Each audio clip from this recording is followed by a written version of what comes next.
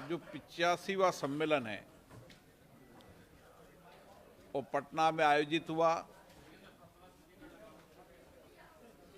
और इस पटना 2025 के संकल्प के साथ समापन हुआ। 2 दिन तक पीठासीन अधिकारियों के चिंतन, चर्चा, संवाद, अनुभव को साझा किया और उसमें 5 संकल्प पारित किए जो पटना 2025 के संकल्प होंगे, जिसको लेकर हम हमारी विधायी संस्थाओं को संवैधानिक मूल्यों के अनुरूप और सशक्त और जवाबदेही बनाने का प्रयास करेंगे। ये 5 संकल्प की कॉपी आपको मिल चुकी है। पहला संकल्प हमारा संविधान निर्माताओं के प्रति कृतज्ञता और उनके प्रति श्रद्धांजलि अर्पित। दूसरा संकल्प संविधान में नीति, मूल्यों और आदर्शों के अनुरूप सदन का संचालन करने का संकल्प। तीसरा संकल्प विधायी संस्थाओं में बाधा रहित एवं व्यवस्थित चर्चा एवं संवाद का संकल्प। चौथा संकल्प संविधान के 75 वर्ष पूर्ण होने पर देश भर में लोकतांत्रिक संस्थाएं, समाज के अनेक स्टेक होल्डर, युवा, विद्यार्थियों के बीच में संविधान के मूल्यों और आदर्शों के प्रति गहरी प्रतिबद्धता के लिए कार्यक्रम आयोजित करना। 5वां संकल्प टेक्नोलॉजी और AI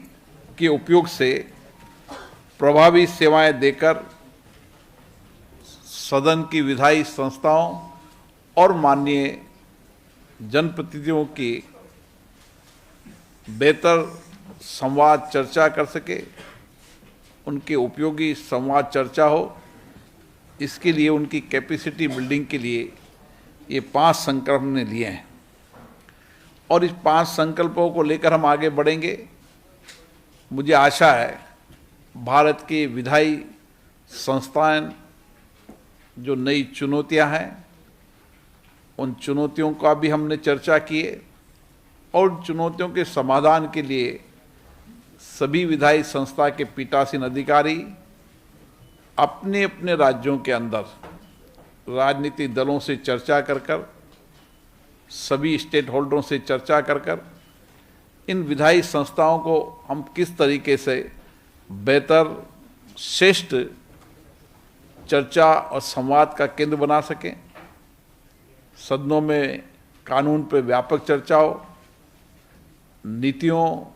और कार्यक्रम पर चर्चा हो और उसके साथ जनता की अपेक्षाएं, आकांक्षाएं और जनता के अभावों पर सभी जनप्रतिनिधि अपने सार्थक तरीके से विचार व्यक्त करें ताकि इन विधायी संस्थाओं को और प्रभावी बना सकें। इसी तरीके से पूरे वर्ष भर संविधान की 75वीं वर्षगांठ पर राज्य के पीठासीन अधिकारी अपने अपने यहाँ पर लोकतंत्र की जितनी संस्थाएं हैं, पंचायत, नगरीय सरकार, सहकारी संस्थाएं और विद्यार्थी, महिलाएं, NGO, अन्य संस्थाओं को किस तरीके से हम देश के हर क्षेत्र में संविधान के प्रति लोगों की प्रतिबद्धता और गहरी हो, इसके लिए भी अभियान चलाने की कार्य योजना बनाएंगे। मैंने पूर्व में कहा कि हमारे विधानमंडलों की घटती संख्या हम सबके लिए चिंता का विषय है और पीठासीन अधिकारियों ने भी इस पर चिंता व्यक्त की है। हमारी प्रयास है कि विधायक और विधायक संस्थाएं सभी श्रेष्ठ आचरण करें। इसके लिए जो घंटे निर्धारित किए गए हैं उन घंटों पर व्यवधान रहित चर्चा हो और पूर्व में कई पीठासीन अधिकारी सम्मेलनों में कई निर्णय, फैसले, संकल्प हुए हैं, उनको आगे बढ़ाएं ताकि हम जो घटती संख्या है विधानसभाओं की उसको हम किस तरीके से उनकी संख्या बढ़ा सकते हैं और चर्चा संवाद को बेहतर कर सकते हैं। इसी तरीके से माननीय सदस्यों के क्षमता निर्माण की सहायता के लिए सभी राज्यों के अंदर एक उत्कृष्ट रिसर्च एवं रेफरेंस विंग होगी, जिसको टेक्निकल रूप से भी संसद सहयोग करेगी ताकि बेहतर रिसर्च और रेफरेंस से माननीय सदस्य पुरानी डिबेट, चर्चाओं को पढ़कर और किस तरीके से वर्तमान के अंदर कानून बनाते समय और चर्चा डिबेट के अंदर और बेहतर तरीके से बोल सकते हैं, इसके लिए रिसर्च और रेफरेंस का भी सभी विधानसभाओं में एक प्लेटफॉर्म उपलब्ध होगा। इसी के साथ हमारी जो संसद और विधान मंडल की जो संसदीय समितियां हैं उनको और प्रोडक्टिविटी बनाया जाए, उनको और उपयोगी बनाया जाए, उनको और जवाबदेह बनाया जाए, क्योंकि विधानमंडल हो चाहे संसद हो, सभी संसदीय समितियां मिनी पार्लियामेंट की तरह काम करती है, जिसमें अलग अलग विभागों की समितियां भी होती हैं। कुछ पब्लिक अकाउंट्स कमेटी और एस्टीमेट कमेटी सभी राज्यों के अंदर है और पिछली बार हमने पब्लिक अकाउंट कमेटी के 100 वर्ष होने पर सभी राज्यों के पब्लिक अकाउंट कमेटी के चेयरमैन, उनके सदस्यों का सम्मेलन बुलाया था। आने वाले समय में राज्यों की जो सभी संसदीय समितियां हैं उनका एक सम्मेलन बुलाएंगे ताकि वहां पर संसदीय समितियों के कार्यक्रम को हम उपयोगी बना सकें, संसदीय समिति के कार्यों को प्रोडक्टिविटी को से जवाबदेही बना सकें, क्योंकि संसदीय समितियां जहां पर शासन में पारदर्शिता लाती है वहाँ प्रशासन के अंदर ईमानदारी और पारदर्शिता लाने का काम भी करती है। इसलिए जितनी संसदीय समितियों का कार्यक्रम श्रेष्ठ होगा उतनी ही हम जनता की अपेक्षाएं, आकांक्षाएं पूरी कर पाएंगे। इसी के साथ हमने गुजरात केवड़िया के अंदर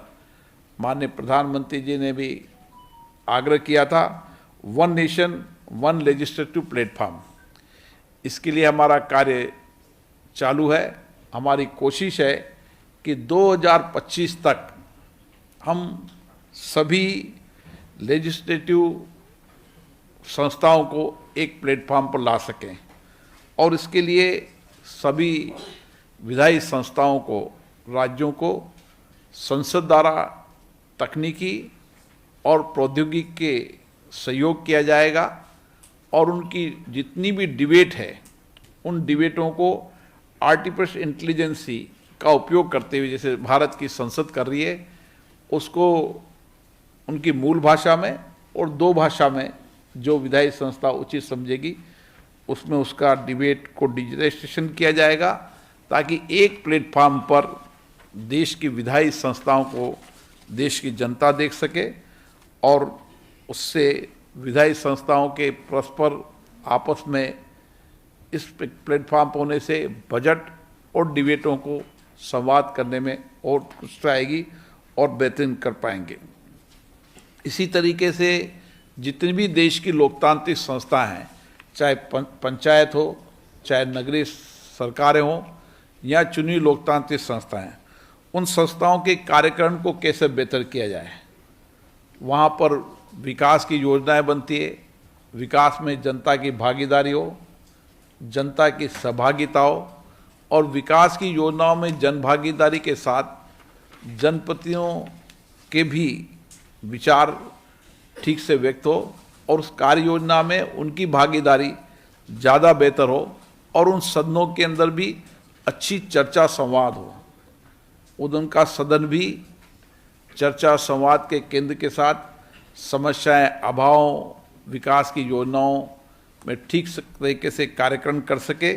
इसके लिए भी समय समय पर सभी राज्य की विधायी संस्थाएं, विधानसभा अपने अपने राज्य के अंदर लोकतांत्रिक संस्थाओं को शिक्षण और प्रशिक्षण का काम देगी। देश के अंदर भारत की संसद की प्राइड जो प्रशिक्षण संस्था है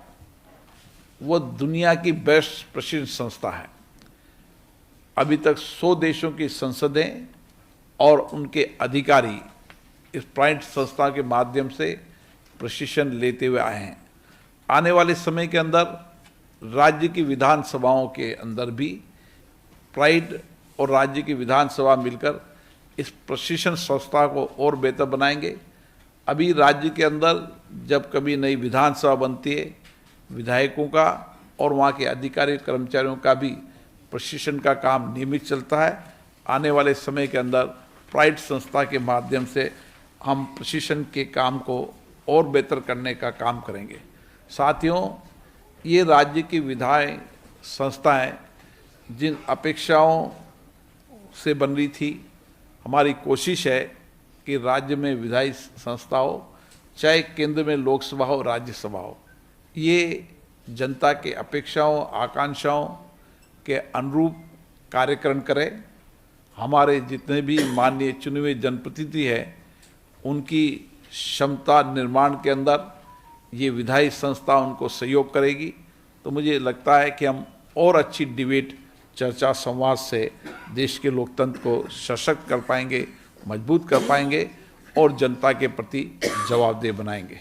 2 दिन का ये अधिवेशन सार्थक चर्चा, संवाद के साथ खत्म हुआ है और जो राज्य की विधानसभाओं ने जो अपनी अपनी विधानसभाओं में इनोवेशन किए हैं, उनको साझा किया है। मुझे खुशी है कि बिहार विधानसभा ने भी नए इनोवेशन किए हैं, नेवा का भी उद्घाटन किया है,